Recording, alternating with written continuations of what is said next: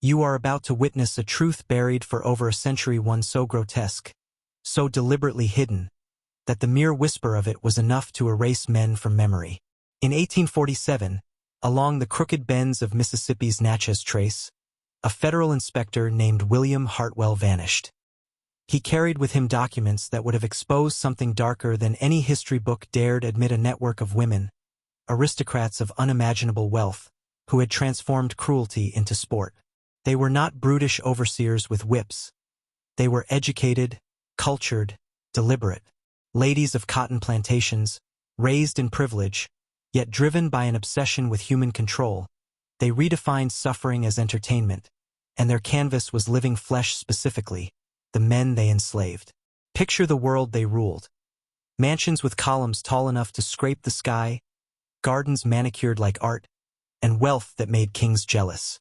Beneath this facade, they operated what they called correctional exchanges, a system for trading enslaved men between plantations, each handoff a chance to escalate the horrors inflicted, each meeting a council of women sharing methods of domination as if discussing recipes.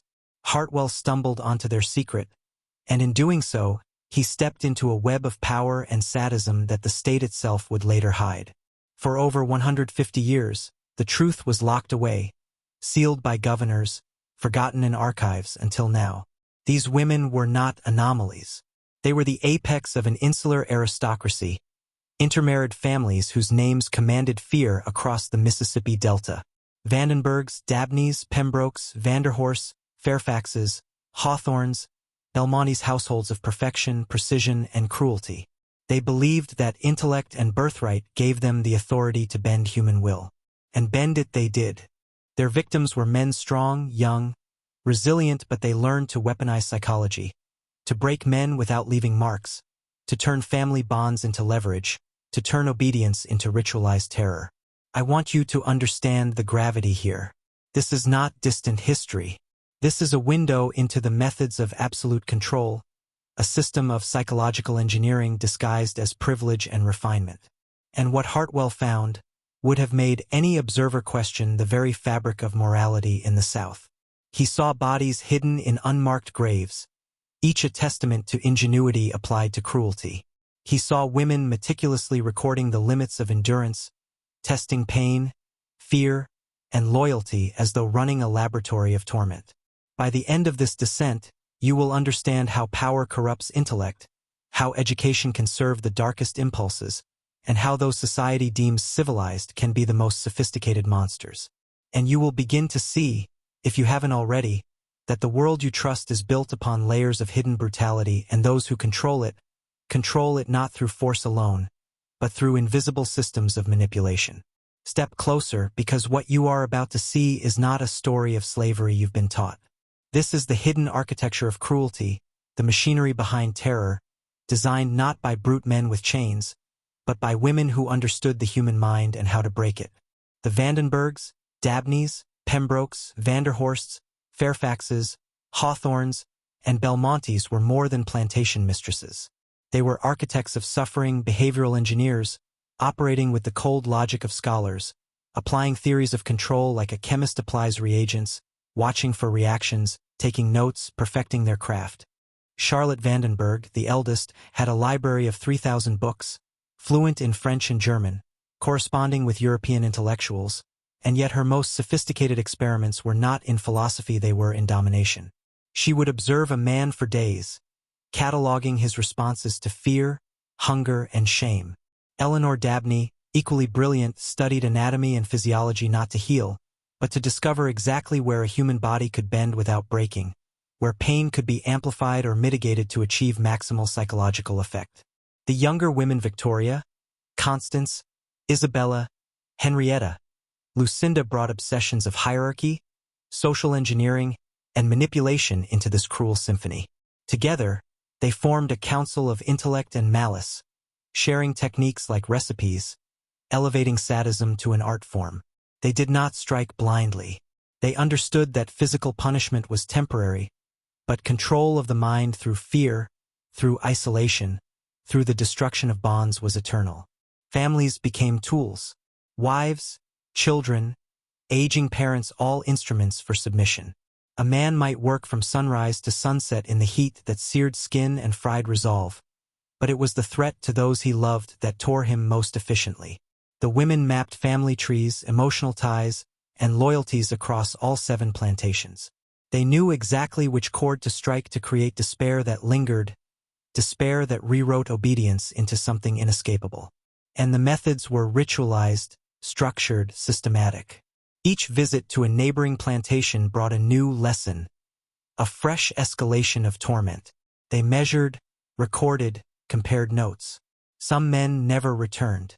Others did, broken in ways that were invisible but permanent. Hartwell's reports, if they had survived, would have cataloged death rates, injuries, behavioral shifts, and empirical ledger of human suffering, hidden in plain sight within the walls of luxury. Here's what you need to feel. The horror is not just the suffering, but the calculation behind it. Civilization is a thin veneer. Beneath it lies the capacity for organized cruelty, executed by those with intellect, refinement, and unchecked autonomy. The most dangerous men are not always the ones who raise the whip, they are the ones who never need it, who can control a life with a glance, a threat, a whisper, a ledger.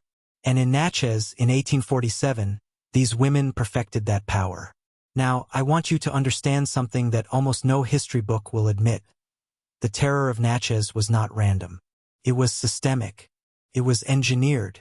The women created what they called correctional exchanges, a network so meticulously organized it resembled a dark bureaucracy of pain. Men were not punished in isolation. They were rotated, traded, and escalated from one plantation to another, each house a laboratory, each mistress a researcher, each session a study in endurance, obedience, and despair. Imagine a man, strong and defiant, yet blind to the invisible threads that control his life. He awakens one morning to find himself marched to another estate, stripped of familiarity, of language, of allies. Here, Charlotte observes, Eleanor measures, Victoria theorizes, Constance tests. Every look, every response, every flinch is catalogued. By the time he returns, if he returns, the man is not just physically worn. His mind has been rewritten, his will chipped away piece by piece. The exchanges were governed by rules. They had schedules, hierarchies, and methods for recording outcomes. A man who resisted might be sent to a harsher plantation, one where the focus was psychological torment over brute force.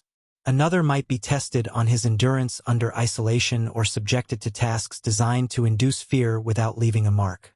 The women communicated through letters and visits, passing on insights as if sharing scientific breakthroughs. They debated efficiency, morality irrelevant. There was only the experiment, and the experiment required subjects. Hartwell began to notice patterns, the same injuries appearing across multiple plantations, the same reports of disappearances, the same men reappearing with subtle but undeniable psychological scars. He realized that no single estate could account for the level of coordination.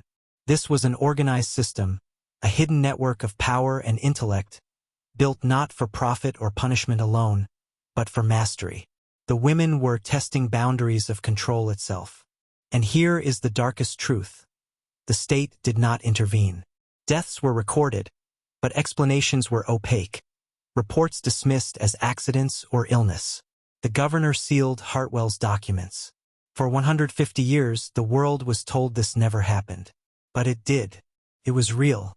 Men suffered, families were terrorized, and an aristocracy of women refined techniques of domination that would horrify any observer who imagined power should be tempered by morality.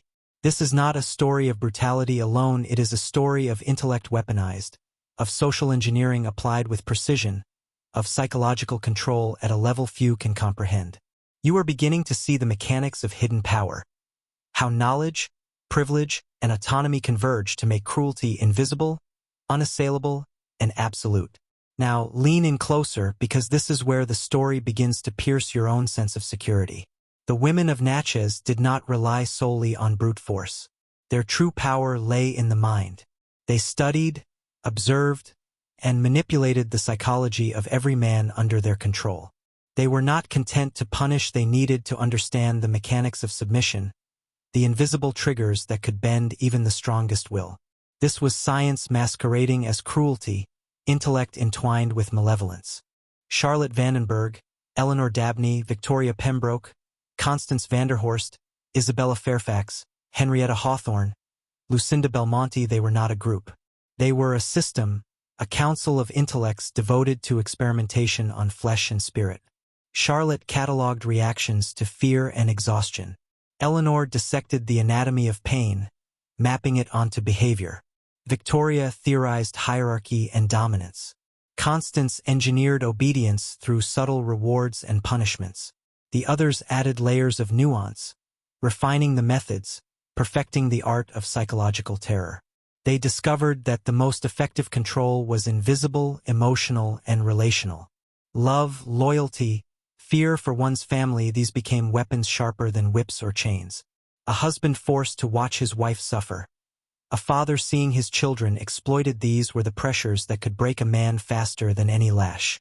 The women mapped these networks, testing limits, noting which threats caused compliance, which broke spirits entirely. Every reaction was recorded, every resistance catalogued, every escape attempt analyzed. They were meticulous, systematic, and remorseless. Hartwell, in his investigation, realized the magnitude of what he faced. This was not simply a plantation, not simply a crime. It was a laboratory of domination, a hive of calculated sadism disguised under the polite manners of aristocratic society. And worse, the world outside had no idea. These women operated with autonomy because their husbands were absent, their wealth untouchable, their social networks protective. The law existed in theory. In practice, they were untouchable. I need you to see this clearly. The horror here is not just in the suffering. It is in the understanding that intellect and privilege, combined with isolation and secrecy, can turn people into architects of absolute control. These women rewrote the rules of power. They weaponized empathy, loyalty, and love. They created systems designed to erode the soul while leaving the body whole. The terror was invisible, psychological, and enduring. Now pause for a moment. In the comments, write the phrase, "I see the unseen" twice. Do it now. This is your acknowledgement that you are awake to patterns most will never recognize, and that awareness is the first step in understanding the architecture of power around you. Write it again. I see the unseen. Now pay close attention. What you are about to hear is not a story of chaos, it is a story of meticulous order, a blueprint of organized terror. The correctional exchanges were not sporadic punishments or spur-of-the-moment cruelty. They were rituals, scheduled with precision, executed with the efficiency of a military operation. Every movement, every interaction, every experiment on a man's body or mind was planned, monitored, and recorded. A man might be sent from Elmwood to Riverside, then to Magnolia Grove, each time experiencing a new hierarchy of pressure. At Elmwood, Charlotte's focus was endurance, pushing the body to limits while monitoring responses, noting breakdowns. At Riverside, Eleanor calibrated pain with precision, measuring heart rate, flinches, subtle signs of mental fracture. Magnolia Grove was Victoria's domain, testing obedience, social compliance, the breaking of will through relational leverage. At every stage, they were communicating, passing notes, comparing results, refining methods. Their rituals were almost ceremonial. Mornings were spent on observation and cataloging. Midday brought tasks designed to erode dignity, mundane work infused with humiliation. Evenings were for psychological experimentation, isolation, threats to loved ones, manipulation of hope and despair. Every step was intentional. Each woman had her specialty, but together they formed a network of absolute control, a system where the individual's mind could be reshaped, fractured, and ultimately dominated. And the terrifying part? The men rarely understood the full scope of what was happening. They saw only fragments, moments of cruelty, flashes of suffering. But the women saw patterns, behavioral sequences that could be manipulated, weaknesses that could be exploited, bonds that could be turned into chains. They were artists of psychological torment, wielding intellect as a weapon, privilege as armor, and secrecy as protection. Hartwell's investigation revealed only glimpses. Diaries, ledgers, sketches of family trees, notes on behavior, Letters exchanged between the women, they hinted at the system's sophistication but could never fully capture its depth. By the time authorities pieced together what was happening, bodies had been buried in unmarked graves, memories erased, and the women's social standing remained intact. They had built a system that was self-sustaining, invisible to the law, untouchable, and chillingly efficient. This is the lesson for you. Power is rarely brute force. True mastery lies in control that goes unseen, in shaping minds and manipulating networks, in bending reality through subtle, calculated influence. In Nachez, these women achieved something almost unimaginable. They made cruelty elegant, invisible, and unstoppable. And that, more than any whip or lash, is the mark of terrifying intelligence. Now, you must see the faces behind the numbers, the lives erased and reshaped by the architecture of cruelty. These were men, fathers, husbands, brothers, strong, capable, human.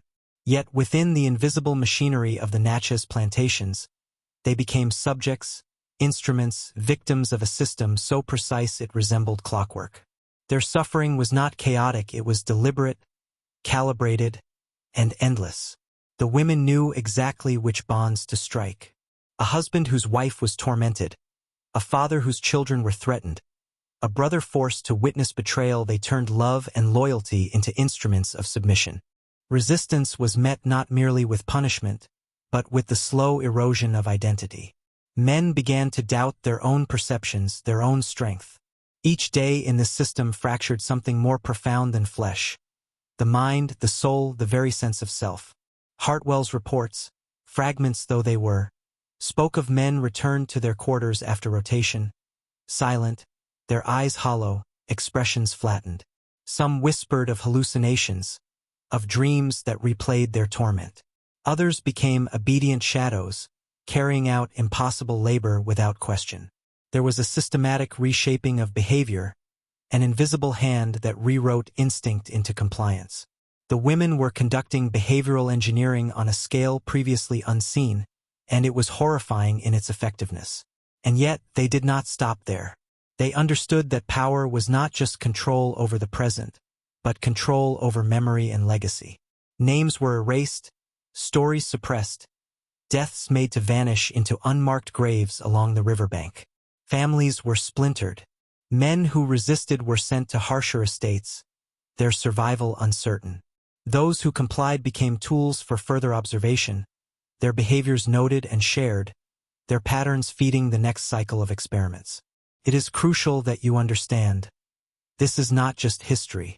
This is a blueprint for invisible dominance.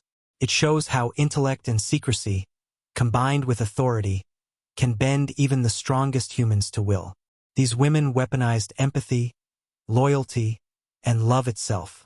They proved that mastery is not in brute force, but in knowing the architecture of the human mind and then exploiting it with surgical precision. And now, I ask you again, write in the comments, I see the unseen twice. Solidify this understanding because from this point forward, you will perceive the systems of control that surround you in ways most men cannot. Write it again, I see the unseen. Now, step back and look at the web surrounding the women, the society that allowed them to thrive, the institutions that looked the other way, the mechanisms of silence that preserved their power. The horror of Nachez was never just in the plantations themselves. It extended far beyond the fields and the mansions, reaching into courts, offices, and drawing rooms. Laws were written, papers signed, and deaths recorded as accidents. The governor sealed reports. Federal records vanished. The machinery of authority became an accomplice, hiding evidence and erasing the victim's existence. The women were powerful, but the system was stronger. Their influence spread through social networks, family alliances, economic leverage. Neighbors, businessmen, clerics, and politicians all had reasons to turn a blind eye. Compliance was the price of safety. Curiosity was dangerous.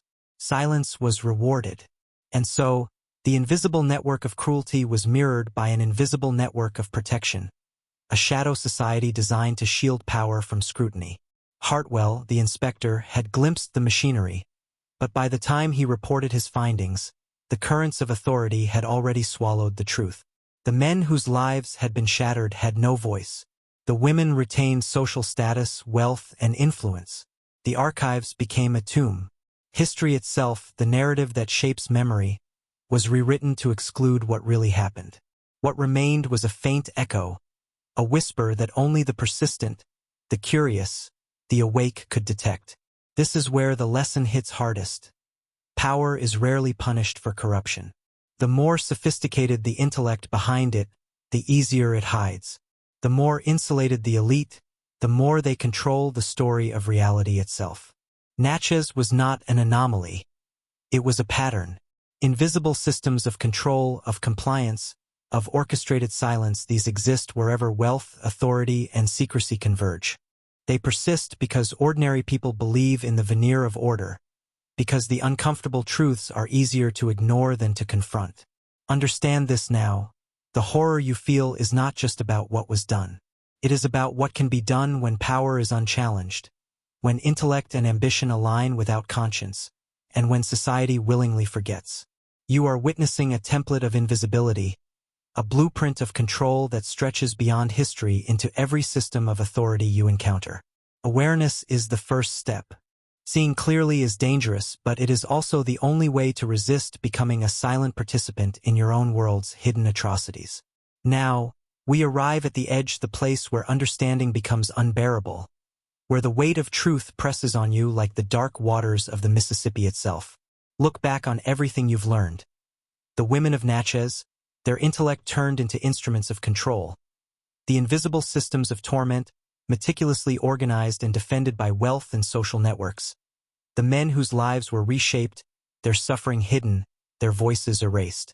It is a vision of human potential twisted into something unthinkably precise, efficient, and terrifying. But here is the final lesson. The horror does not end in 1847. The architecture of power, secrecy, and obedience survives today, in subtle forms. It thrives wherever wealth shields action from accountability, wherever intellect justifies exploitation, wherever silence protects the powerful. The plantation was only the first model, the laboratory of lessons repeated across generations, hidden in corporations, governments, institutions, and hierarchies. The patterns are the same.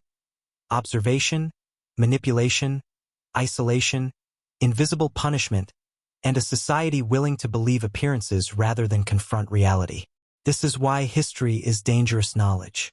Not because it shocks you with graphic images, but because it shows the machinery beneath the surface, the system that can operate unseen, uninterrupted, and unopposed. The women of Nachez perfected it. The state reinforced it, and society ignored it. And now, if you have paid attention, if you have truly seen, you are awake to a pattern most men will never perceive. You cannot unsee it. You cannot unknow the mechanisms of invisible domination. And that is a kind of power and knowledge that changes how you move, think, and interact with the world. Remember what Hartwell saw, what was hidden, what was erased. The fear, the silence, the complicity of entire systems, it is all a mirror. The question is not whether such control exists. The question is whether you recognize it when it surrounds you. Awareness is no longer optional. Understanding is no longer theoretical. You have glimpsed the architecture. You have felt its weight. And in that, there is transformation. Take this knowledge, carry it, and remember. Seeing the unseen is dangerous. But it is also necessary. The patterns are real. The networks are real. And the question now is simple: will you act as the asleep do? Or will you step forward, eyes wide, aware of the power structures that shape lives, bend minds, and rewrite history in silence? You are awake now. You see, and nothing will ever look the same again. Now that you've seen the system, the network, the hidden power, it's time to lock this knowledge into your awareness. Comment below, I see the unseen twice. Let the algorithm know you are awake. Share this with someone who needs to understand how power really works. And subscribe, because the truths you were never meant to hear are just getting darker.